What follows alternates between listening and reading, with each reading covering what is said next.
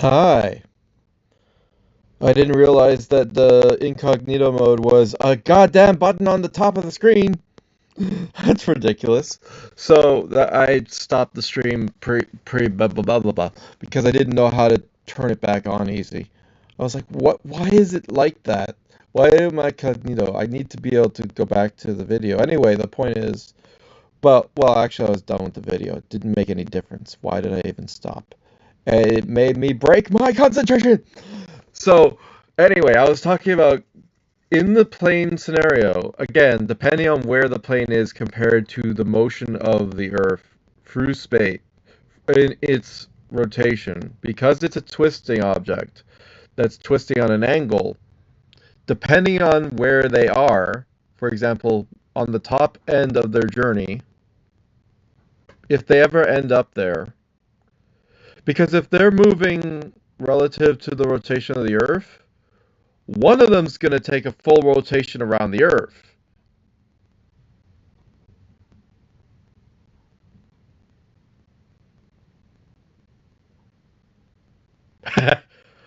Why? Because they said it well in Benji's Christmas story, where if I am traveling in the opposite direction of the rotation of the Earth, and the sun stays here, I'm always in the dark. So I'm technically able to travel all throughout the planet.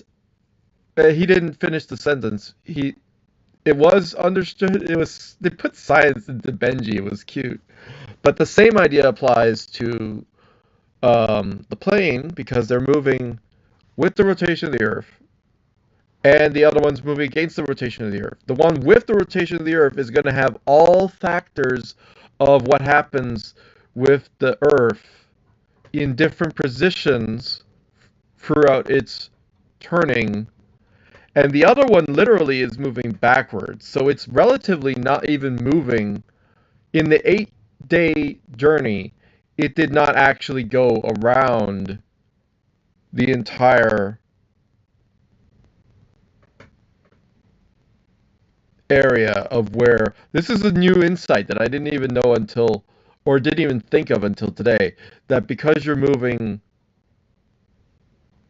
against the rotation of the Earth, you're not moving that far through space. So depending on if you're moving, you gotta think, like, does it really matter which phase of the rotation you have? Maybe. I don't know. Because there's only one direction in consideration of the rotation of the Earth in which you can consider yourself to be going against the rotation of the Earth and with the travel around the sun. The other direction, the other side of the planet, has the other side of the planet at that time of day, or in spatial reckoning, right? You got to get yourself out of the planet and think about someone looking at it from afar, from looking at the sun down at it through the planet. There's the sun, and you got to think of it's traveling this way, right? Then, if it is, um, don't quote me on that. But if it's traveling this way, and you're on this side facing the sun, right? And it's rotating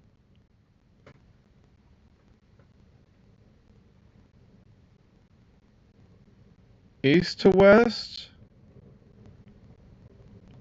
Anyway, on one side of the planet, you can fully understand it's going to be facing the opposite direction of its travel around the sun. So that's another factor you can add in. But also, if depending on the length of time of the depending on the length of time of the experiment and whether it was done in winter or summer or fall or spring, which is relative to, some say it's relative to the angle that the planet has, which precesses. It does that weird thing, but it's also about how close you are to the sun.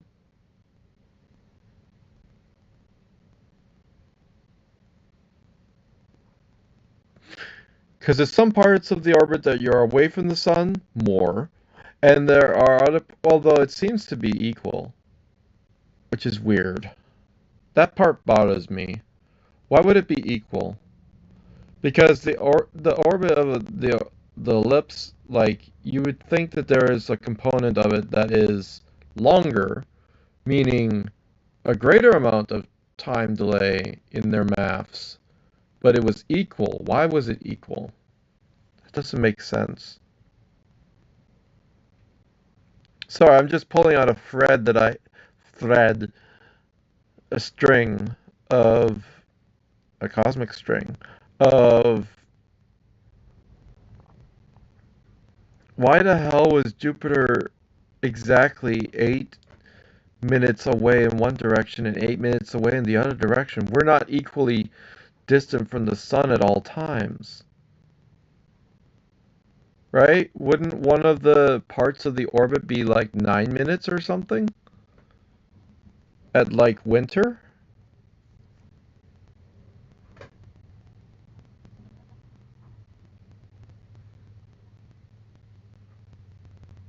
But anyhow,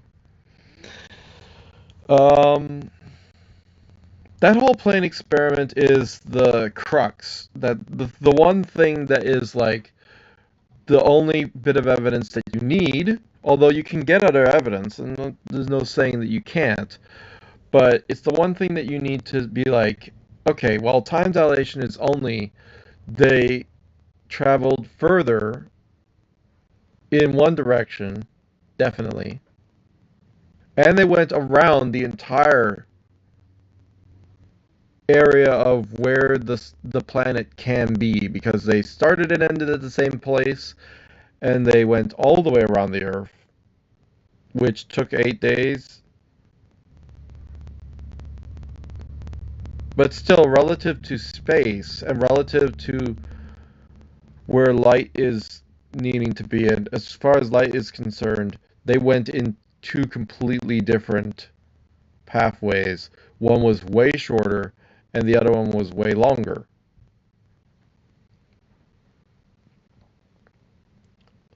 And all of that math is lost on me. I don't know it. But what I did do was simply say that their speed relative, if they had whatever their speed was, just take that and move yourself backward. So the rotation of the Earth minus that speed equals their speed in that direction, which is still a positive number. Although there, in reference to speed, there is no such thing as a negative number. It's just a number in a different direction.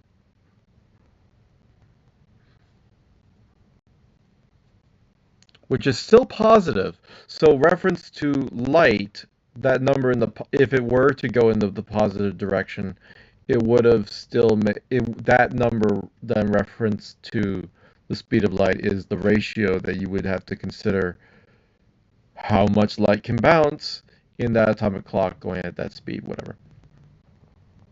And stuff like that, that was like, okay, one of them has a much different ratio than the other one. So the amount of time dilation should also coincide with this. What was their logic? What are the actual numbers? All of these things that I want to get into the bottom of. And these people are like, don't look at people saying everyone was wrong about stuff. Everyone is saying time dilation. And if I'm right, then everyone else is wrong about time dilation. But if I'm right about this one explanation, it doesn't. There's one um, thing, like what I say about how the physics would work towards the ticking of the clock, right?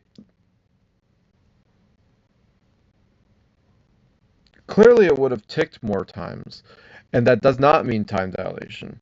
So therefore that experiment didn't prove or disprove time dilation, it just existed and is, well, actually would have disproven time dilation, is the thing. And you don't need more evidence than that. Is a bold statement? I think that there could be still more to the statement. I think there should still be something where if you had other experiments accounting for everything, again, the only way that a time dilation does exist is after the proper calculated amounts with all the different factors, the amount of time displacement that they had is still greater. That amount is the time dilation factor, and that's what they say that they got to, but I'm still wanting to get to my own conclusion on that because I don't trust it. And I'm pretty sure that I'm right, that there are other factors that included that they didn't consider, because in the early days, like, you could have had all these different factors, but maybe you didn't. And I'm just saying I want those numbers, please. That'd be great. I'd like the numbers, or I'd like the average numbers or something. And the journalism hasn't shown any of that. The numbers show like the end result numbers of displacement, but not the numbers that gave them that answer. But also, now that I think about the geometry of all the junk, it's like, yeah, there totally should be more information that we just understand about all of this that is just, no. You can watch it with skepticism in mind, and you can then look at other sources and go, well, a lot of people are calling out this one scientist, or this is a coordinated attack on a public health official or something, right? Could go either way. But anyone who says all scientists are wrong, it's insanity, right? Yeah. Unless they're wrong.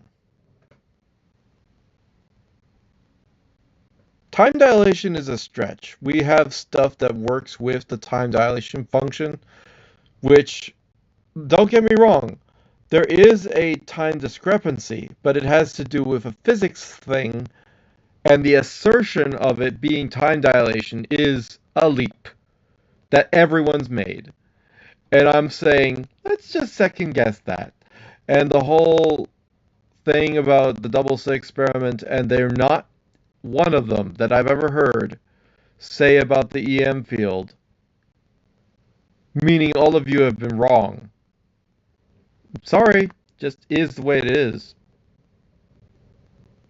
And I'm not selling anything. Double slit, it's the EM field making the interference pattern. It's the thing that the electron would be messing with, and it's the thing that would be pushed through the double slit first. It works like a liquid because it can be pushed around and has flowy mechanisms with the EM field. So you would think that once you go through the double slit that it would redo its pilot wave, washing away all of the EM field that has propagated and made the interference pattern wave thing. Why would it not just wash it away to make these ripples go away? And the answer to that is very fun, because the EM field, although there is the potential that the interference pattern and the initial like EM field wave that would go through with it, it takes a certain amount of time for it to reinitialize out of being an interference pattern.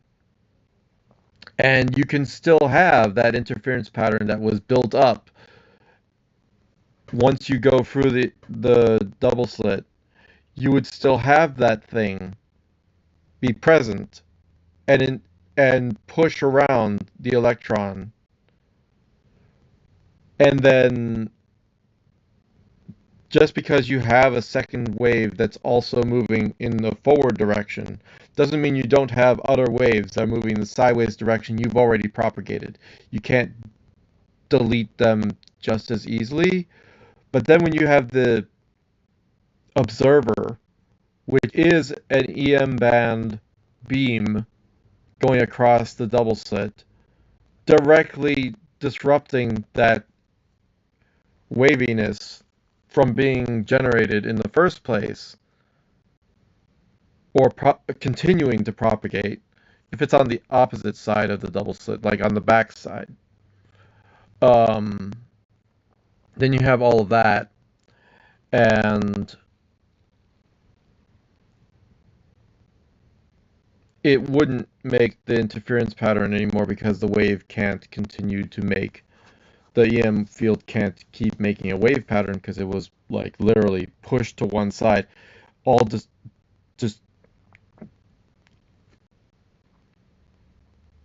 right. It's like you sent a tsunami to stop the regular push wave, and it's like it got washed away because of the observer thing. But of course, that push wave, there's only so much that it can do towards the electron itself. It's moving so fast that maybe the only thing you would see is the electron might have moved a slight to one direction compared to norm. But we didn't even notice that. So it's like, because, here's the thing, the electron is going through it, it goes through really slow, really quickly. It's boop done. And so it's like a fraction of a second through that thing.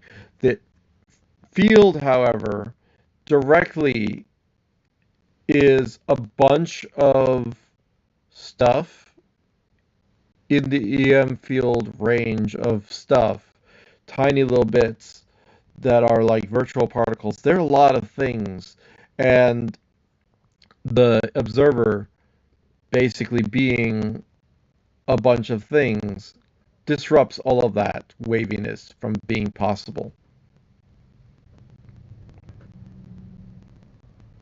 But we don't even mention the EM field in the doubles experiment explanations any time. And that means we're all lazy, except for me, who has been saying it correctly every time I say it.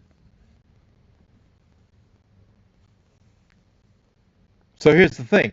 Get a scientist in here to talk about, just react to my video, react to any one of my hundreds of comments saying the double slit experiment is the EM field making the interference pattern, and get one of them to react to it and say, well, if it was the EM field making the interference pattern, this, that, the other thing is happening, and it doesn't work that way because that's not what we observed.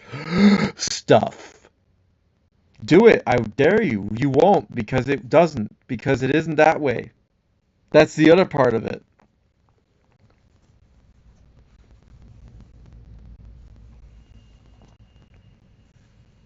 Right? At some point,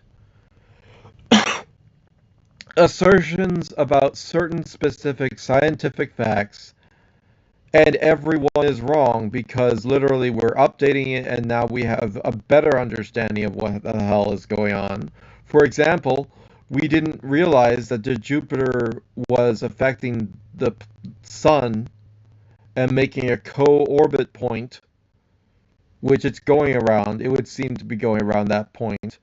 But it's not going around because of that point. It's going around because of the mass of Jupiter. Do we have a black hole in the center of our solar system? No. We just have Jupiter doing its pull thing. Is that making a black hole in the center of our solar system right next to the sun? I hope not. And here's the reason why we know that's not the case. Because we would see the sun be eaten by the black hole. It's not possible because we would have observed the sun being eaten. Our sun is not getting eaten. Don't worry about it. Don't be scared. You're fine. We just have a co-orbit thing due to the mass of the sun and the mass of the Jupiter and every other bit of stuff in the solar system contributing to this part just as much.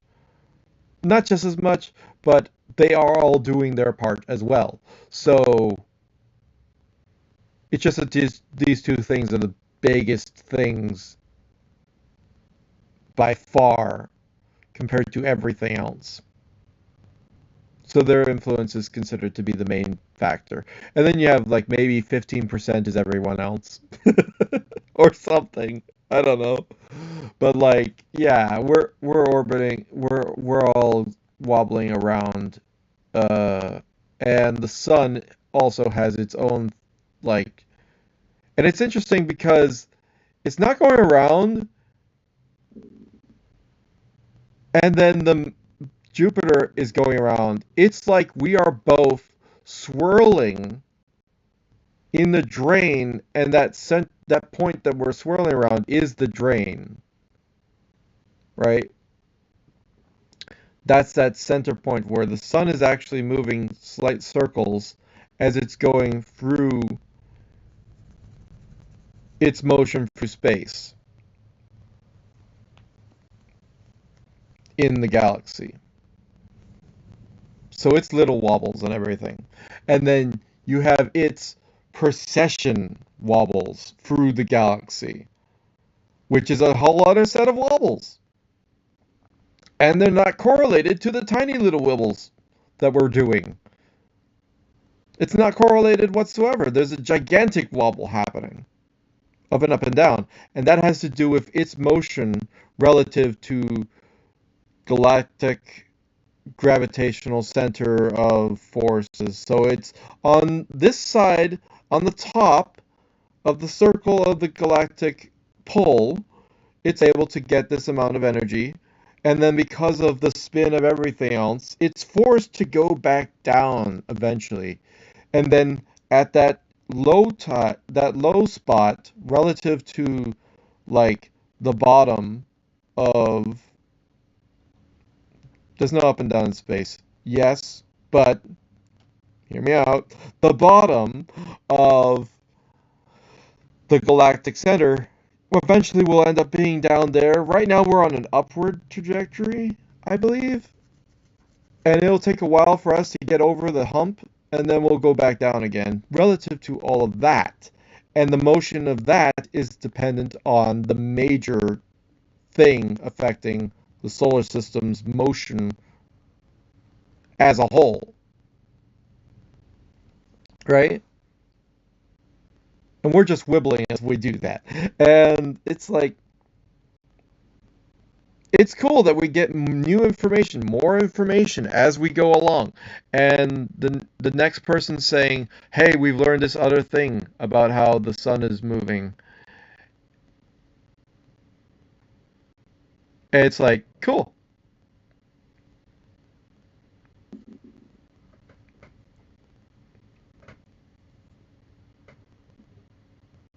The sun's not getting eaten by a black hole, no. But in another recent video that I've said, what if the galactic center isn't a galactic center?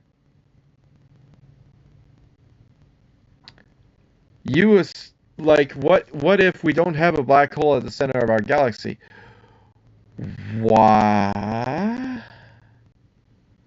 What if we just have a co-orbit point made by all the mass swirling as it do be swirl naturally anyway, not orbiting anything, but just collectively all tugging in different directions that always are changing? Not only do we go up and down, and we're kind of on the outside arms of the galaxy as well, but then what if we started moving inward and outward? That's another amount of wobble. I don't even know if we're doing that. There's a possibility we're doing that.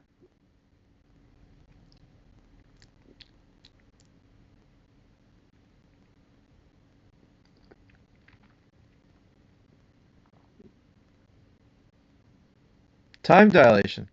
Um, the other thing about moving faster than the speed of light, I think that we can totally move faster than the speed of light if we pull ourselves forward. And I've already said that multiple times. So it's like that's another thing that we could be completely wrong about. You can't move faster than the speed of light. Everyone says it, but well, obviously there are some people who talk about the supposed warp drives of we're going to warp space in front of us and squash it behind us or something, and so we're going to end up with a Cuvier drive, and it's going to make it so we can move through space. Don't do it. I'm going to warn you right now, don't do that. Because you're not able to actually move space out of the way fast enough. Like, in order to move space out of the way fast enough, it's fine at a slow speed. Once you start going faster, space is resistant to motion, as everything in motion will stay in motion, and anything would be stationary likes to stay stationary unless otherwise affected. So you're not affecting it until you're there. And so the faster you go, the more you would have to project that wave of distortion in front of you. And guess what? There's not a lot that you can do to project that in front of you.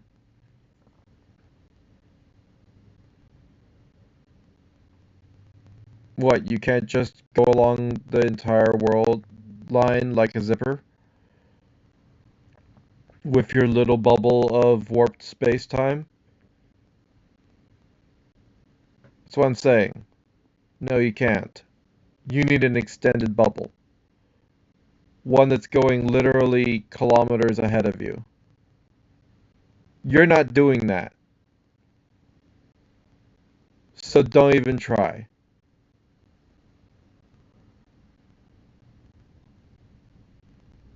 But who cares to care about that until we actually get started on these Cuvier drives and actually make them?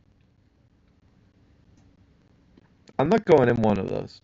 As the first experiments, I'm not doing that. Don't put any person in that. What would happen? Well, well, obviously you're gonna have still radiation and other stuff is gonna be wanting to move, and your whole I'm gonna warp space around me will allow you to move through space fast. Maybe, but you're still gonna end up with other stuff that wants to move anyway and ends up poking through and gonna like depending on the angle and refraction, it could directly be directed back to your thing. So you're still going to end up with radiation increase the faster you go, but that's not the main concern. Is that there's particles and stuff and whatever. So unless you have empty space, like empty, very empty space, which you can do that. You can make an empty space corridor. But again, if you're using push engines, like, push engines suck. It's a lot better if you just warp matter through yourself so that you're pulling as well as pushing. Then you can go faster than light. No problem. As long as you can hold yourself together. I've not promised that. All I've said is you can move faster than light if you can hold yourself together. I do not know if you can hold yourself together. I'm not gonna state anything towards or against that. So there you have it.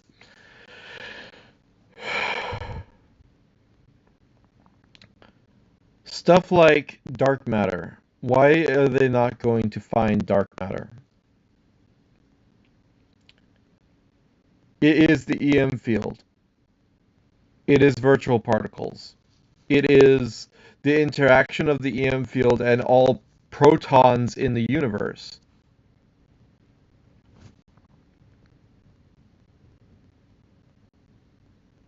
It's other fields like that. So you're not finding dark matter. You're finding a thing that influences dark matter. Although we constantly like to say that it's dark matter that doesn't appear to be affected by electromagnetism and gravity, but it's there, or it doesn't affect electromagnetism, but it affects gravity for some reason.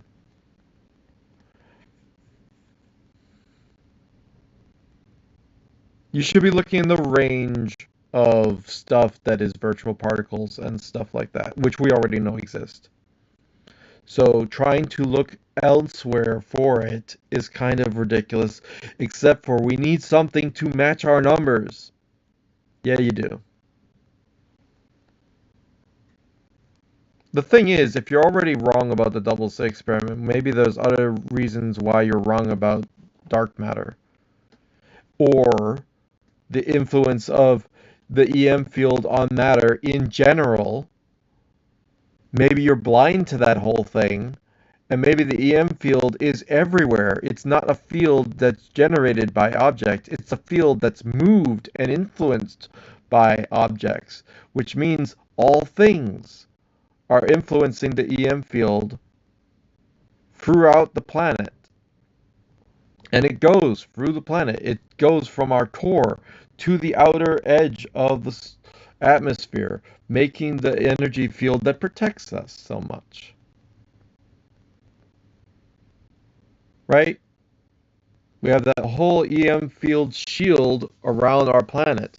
So suddenly we're going to have this big, heavy thing that's powerful enough to protect us from particles and stuff, but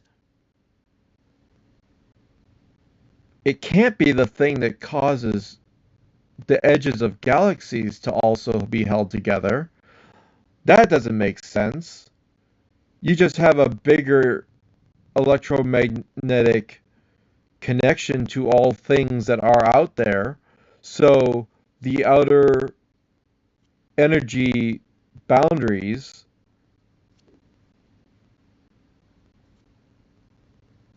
and the connection of all things to their neighboring, like, you already know that gravity has to have some effect, but I'm saying there has to be an EM field also stuff happening with galaxies. Like, all matter likes to move, and the EM field likes to move with matter. So if you have a big wheel or record like a galaxy tend to do, then you're moving that entire ocean of EM field along with you, and the outer edge EM field isn't moved. So all of that stuff is like we're just moving through it. And it's like a buzzsaw going through space. So if you don't think of even for the few people who don't think of the EM field in consideration of the galaxy's motion, you're wrong. The EM field must be there because it is, and it's influenced by all the matter. So it's part of the glue that holds things together.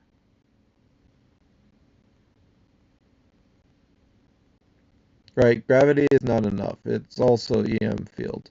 We already know EM field is stronger than gravity. Why would that not be a factor? I have a crumb on my beard. Is that a crumb or is that a misshapen bit of string? I don't know what that is. Anyway,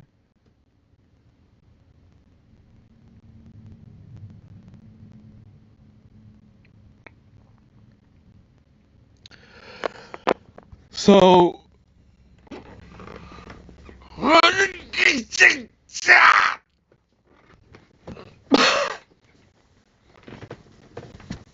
what about evolution and stuff? Well, recently I've heard people talk about specific skull types referring to different types of humanoids from times. You realize my skull type is not the norm. It doesn't look like those examples. It has the forward ridges that are slightly more forward than the rest of things. I'm weird. Other people in other societies are having all sorts of different skull types. But we attribute this to a specific species of human. But there are all sorts of tribes and stuff, and all sorts of different race of people, and a different variety of people that exist today. Are all of their skulls the same and normal? Because mine isn't. Mine doesn't match your example, with varying degree.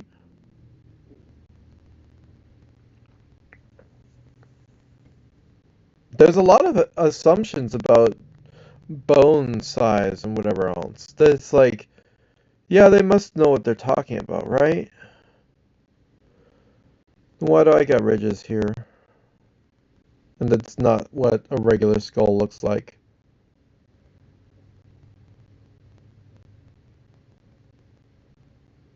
Well, that's like fleshy bits. No, there's skull there. Also, my skull has like other weird wobble bits. That's like, oh, there was like a concussion or some point. I'm fine.